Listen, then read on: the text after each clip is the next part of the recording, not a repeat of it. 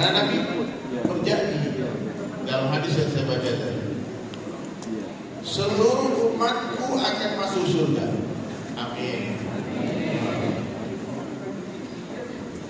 Illa man aba, kecuali yang tidak mau. Jadi nanti yang masuk ke dalam api neraka itu siapa? Hanyalah orang-orang yang tidak mau masuk surga. Kalau mau masuk surga, pasti masuk surga. Nanti sangat baik kita kepada Allah. Kita harus membayangkan hari-hari Allah itu maha baik, maha pengampun, maha pengasih, pemurah, penyayang. Jangan seperti orang-orang yang hari ini sebagian besar ada yang berdakwah menggambarkan Allah itu jahat. Oh, Allah itu keji, Allah itu kejam. Tidak. Allah Subhanahu wa taala mencintai hambanya 70 kali lebih cinta daripada seorang ibu kepada anaknya. Ini lebih banyak ibu yang hadir. Coba kita tanya bagaimana cintanya ibu kepada anak. Anak ibu nakal, anak ibu buat hal-hal yang tidak ibu sukai. Apakah kamu bahasa cinta itu? Apa mungkin ibu akan siramkan itu petrol di anak bakar itu? Ini anak kurang ajar, ini anak durhaka. Saya mau siksa dia. Allah dalam satu hadis 70 kali itu bukan makna hitung-hitungan sebetulnya, tapi sebagai kinayah betapa besarnya cinta Allah kepada hambanya. Jadi Allah Ta'ala itu seringkali menggunakan angka 70 sebagai kias, sebagai gambaran betapa besarnya ibadahnya.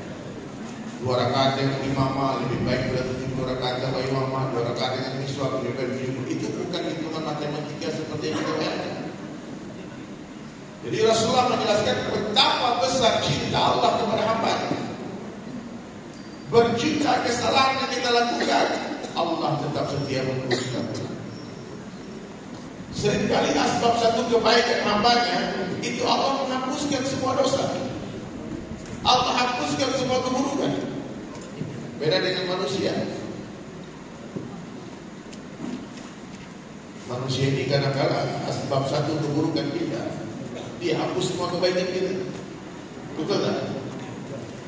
Allah maha baik. Maka Allah katakan kepada Rasulullah SAW, semua umat akan masuk surga illa man aba. Heran seorang sahabat lalu bertanya kepada Rasulullah SAW, "Qila wa ma ya'ba ya Rasulullah?" Siapakah orang yang tidak mau masuk surga itu? Maka Nabi menjawab, "Qala man ata'ani dakhala jannah." Siapa yang mentaatiku akan masuk surga. Man 'asani faqad aba. Dan siapa yang menolak aku, mereka orang yang tidak masuk surga. Jadi hadirin sekalian, untuk mentaati Allah ini tidak diperlukan kekayaan. Untuk bisa mentaati Allah tidak diperlukan harta benda. Untuk bisa mentaati Allah tidak diperlukan kekuasaan, bahkan jabatan. Untuk bisa mentaati Allah Subhanahu wa taala tidak diperlukan populariti. Oh, harus terkenal dulu, masyhur dulu baru bisa taati. Tidak diperlukan ketampanan wajah, kecantikan. Bahkan tidak diperlukan kesehatan. Kita sering melihat orang-orang sakit taat sama Allah, dibapah dari masjid, digendong ke masjid, didudukkan di dalam saf sholat, duduk di wheelchair. Dia mampu sholat 5 waktu ke masjid. Padahal sakit. Ada yang buta, tak lihat matanya, tapi ke masjid 5 waktu ada. Apa yang diperlukan untuk bisa mentaati Allah? Nah, ini yang mau kita bahas. Ternyata satunya apa? Iman. Tanpa iman kita tak akan mampu mentaati Allah. Tanpa iman kita akan mampu untuk beribadah. Tanpa iman orang tidak akan mampu menahan laparnya untuk berpuasa. Maka yang diwajibkan berpuasa hanya orang beriman. Ya ayyuhalladzina amanu kutiba alaikumusiyam. Hai orang-orang yang beriman, wajib atas kalian berpuasa. Kalau tidak beriman, tak mungkin mampu tahan lapar. Jam 10 dia udah mati ya. batal di puasanya. Betul kan? Yang membuat kita kuat itu bukan kekuatan fisik kita, tapi kekuatan iman. Di Indonesia itu ada satu madrasah yang setiap malam sholat tarawih 30 juz Al-Quran. Setiap malam. Bukan 1 juz, 30 juz. Itu madrasah Al-Fatah di Temurun. Datuk Bidang Masa nanti datang saya antar. Yang ajibnya, yang berdiri itu banyak orang tua. Secara logika tak mungkin kekuatan kaki mampu berdiri berjam-jam. Apa yang membuat mereka bertahan? Iman. Ini kekuatan iman itu kekuatan yang paling dahsyat yang ada di dunia. Melebihi kekuatan senjata, kekuatan ekonomi.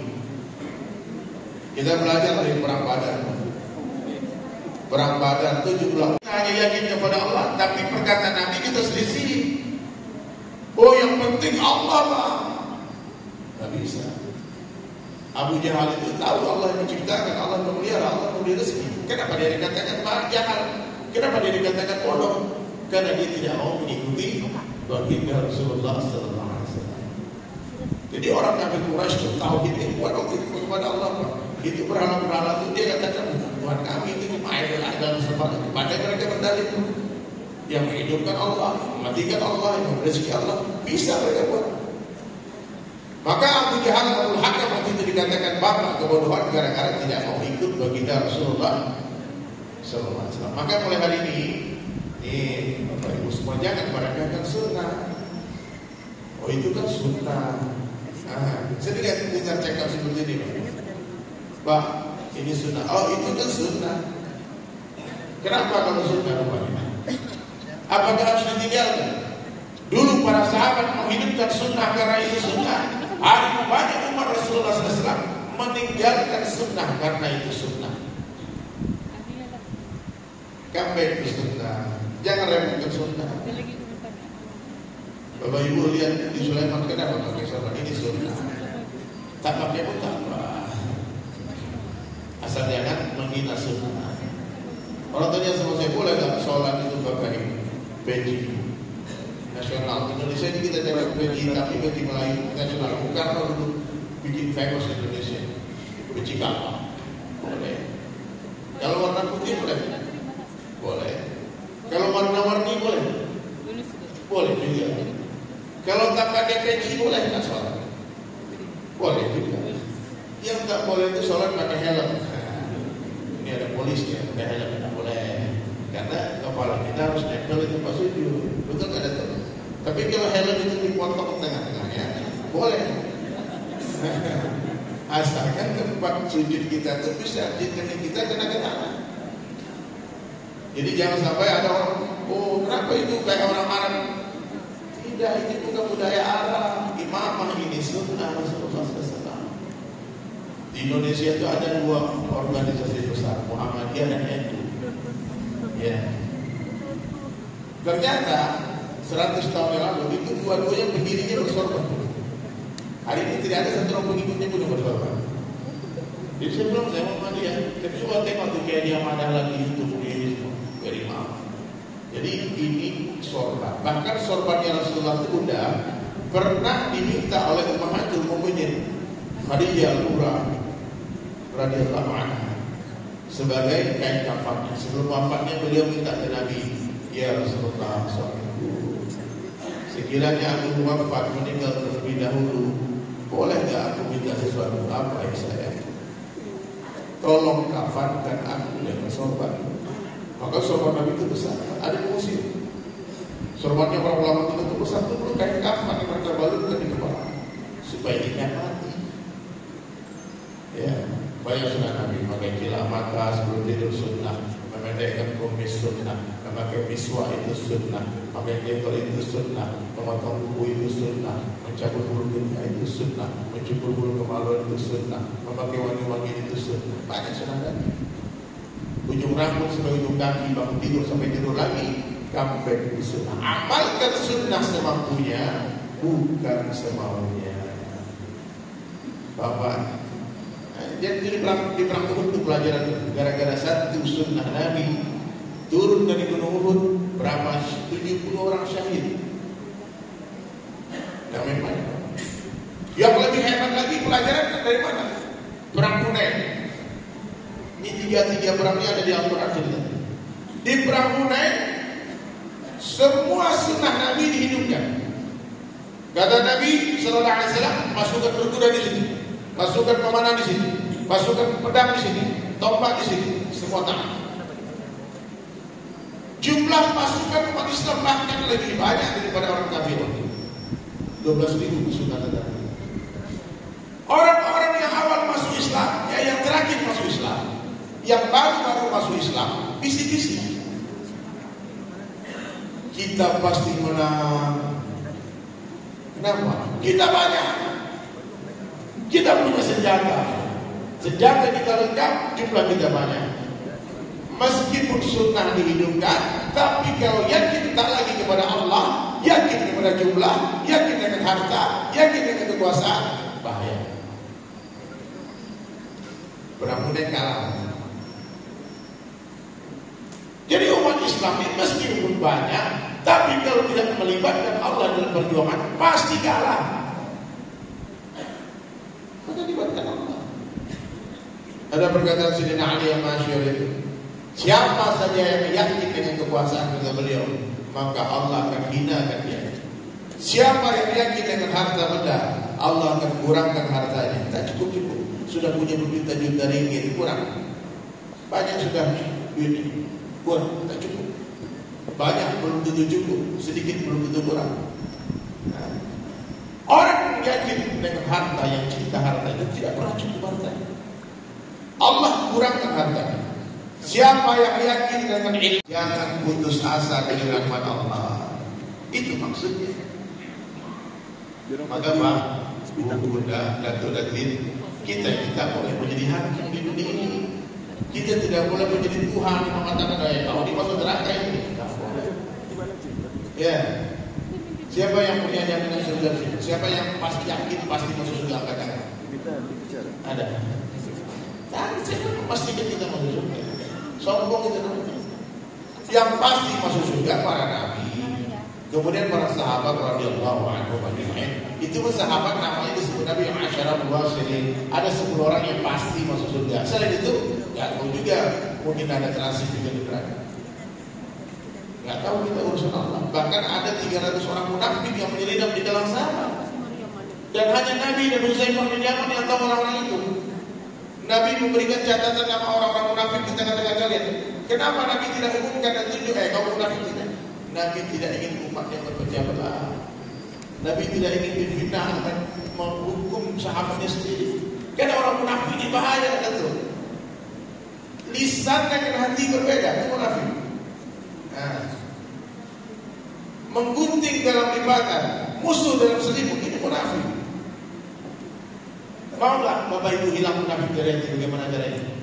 Ini buat Bapak-Bapak, ini ada amalan dari baginda Rasulullah SAW yang menjamin kita selamat dari api neraka dan sifat munafik. Boleh diamalkan ini sebelum mati ya.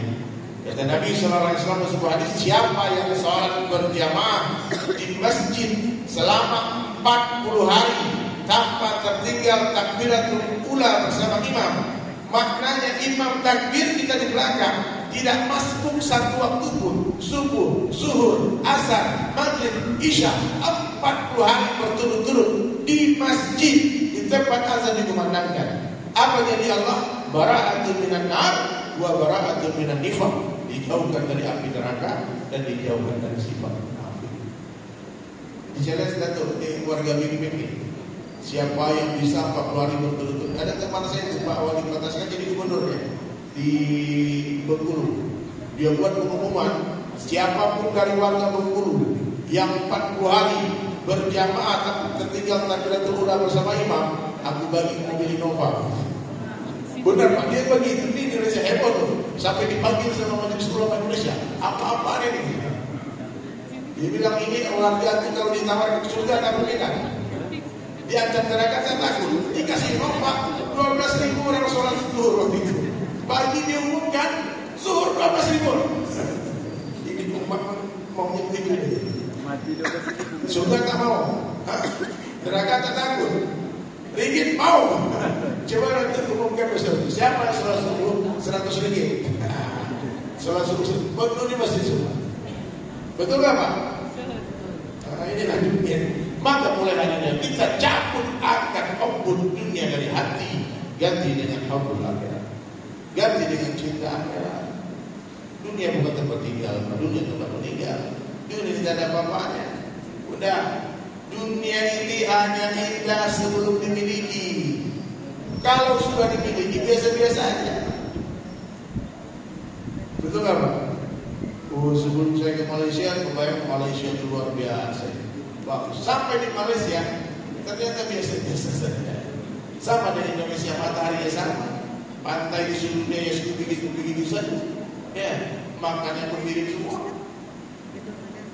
Kalau saya nanti di Australia ternyata di sana banyak sampah, sama saja. Kalau di India jumpa kita baca jumpa Sarufan cantik-cantik orangnya. Sampai di India, mana orang cantik apa ini? Betul, dunia seperti itu. Fata morgana, kenikmatan yang semu, kebahagiaan yang menipu. Dunia seperti bayang-bayang kata para ulama. Dikejar dia lari, ditinggalkan dia kejar kita, itu dunia. Dan tidak ada satu orang manusia pun yang bisa menundukkan bayang-bayang dengan mengejarnya. Orang cerdas tahu bagaimana cara menundukkan bayang-bayang, yaitu dengan cara meninggalkannya. Kejar cahaya, bayang-bayang setia mengikuti kita. Fix. Coba udah dapatkan Allah, dapat segala-galanya. Hilang Allah, hilang segala-galanya. Maka Bapak Ibu sekalian dirahmati Allah Ta'ala, di bulan puasa ini ceramah tak boleh lama-lama, haus. Saya terpikir 2 jam tadi. Ini baru beberapa menit sudah mulai kering kerongkongan. Ya, saya membawa dari Indonesia satu orang artis ternama juga, namanya Cakra Barani. Beliau salah satu orang pemenang ajang kompetisi Indonesia Got Talent. Ya, dia gitaris terbaik di sana. Boleh tepuk tangan buat Cakra Barani. Ini famous-nya itu mirip, tahu Guns N' Roses. Dia buat main gitar seperti Slash, dan bahkan Slash pun waktu itu terheran-heran, wah kalau hidup saya pakai topi begitu semua, juga puluhan juta orang. Wah, ini Cakra